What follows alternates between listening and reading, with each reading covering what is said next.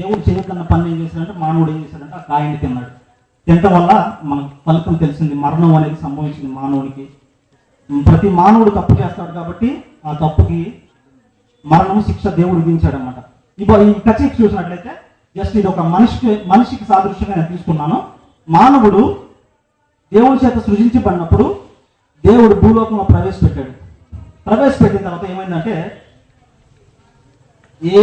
ఎలా ఉన్నాడో అలాగే ఉన్నాడు.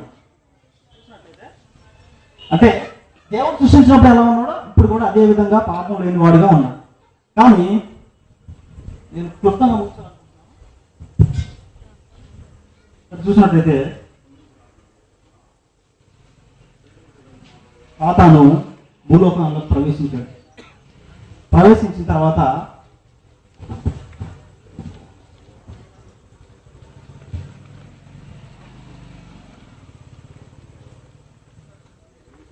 భూలోకాన్ని ప్రవేశించాడు.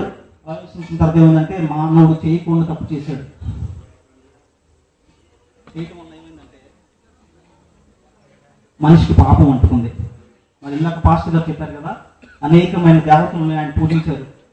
మరి హిందూ వేదాలు పద్మపురాణం ఏం చెప్తుందంటే, నా విష్ణు భాసన నిత్య వేదో నాకు పుత్రచి, నా విష్ణు దీక్ష శివశాపిత దైవచ గాయత్రి మంత్రో నిష్ణోపాతు ద్విజాయోక్షం నరకం యాతి సర్వదా ఈ ఒక పద్మపురాణం ఘోషిస్తుంది. దాని అర్థం ఏంటంటే మహేశ్వర శివుణ్ణి పూజించిన వాడు, విష్ణువుని పూజించిన వాడు తప్పకుండా నరకాగ్నిలో పడతాడు.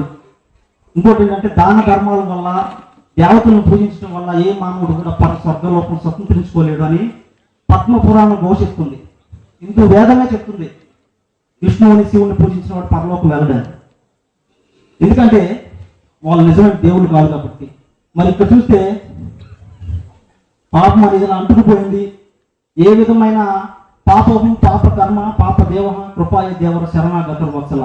అంటే మానవుడు పుట్టుకతో పాపి, జన్మతః పాపి కాబట్టి ఆ మానవుడి యొక్క పాపము, పాప బీజము మొలకెత్తబడింది కాబట్టి ఇక ఎన్ని ప్రయత్నాలు చేసినా కూడా మనిషికి పాపం అంటుకున్న మచ్చ ఎప్పటికీ పోవట్ల.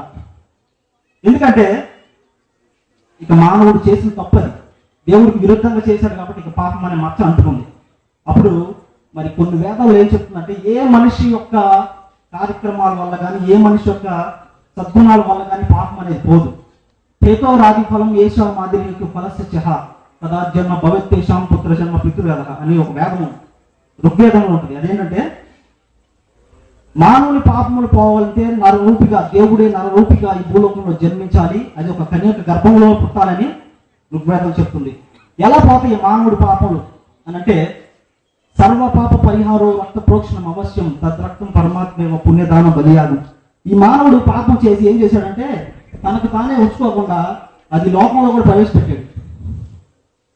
ఆ పాపము ఆయనకి అంటుకోవడం కాకుండా దానికి కూడా అంటించాడు. కానీ సర్వ పాప పరిహారం లోక కళ్యాణార్థం సర్వ పాప మానవుల పాపముల నిమిత్తం దేవుడు ఏం చేశాడంటే భూలోకానికి వచ్చి ఆయనే సర్వాంగ హోమమై తను తాను వ్యక్తులుగా చేసుకుని, చూడండి, మానవుని పాపములు పోగొట్టి, చూసారా, మానవుని కంటిన మచ్చను పోగొట్టాడు. ఇంకోటి దానికి చూసినట్లయితే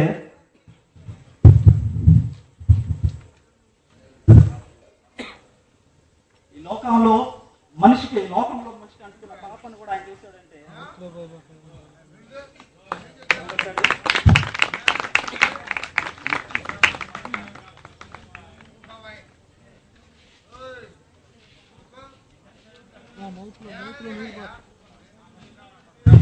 ఆదాం పాపం చేయడం వల్ల ఏమైందంటే మరణం సంభవించింది, పాపం అనేది మనిషికి వచ్చింది. ఆ పాపానికి విమోచన ఏంటయ్యా అంటే క్రీస్తు రక్తం. ఆ క్రీస్తు రక్తం పవిత్రుగా చేయబట్టడం ద్వారా ఏమైందంటే మానవుడి యొక్క పాపం పోయి, చూడండి,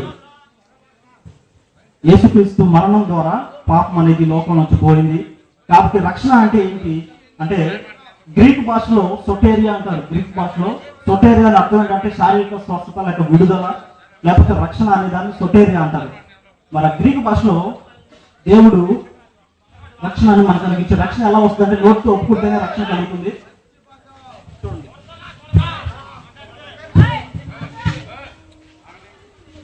అందరూ ఒకసారి చూడండి. సాతాను ఈ భూలోకంలో ప్రవేశించాడు.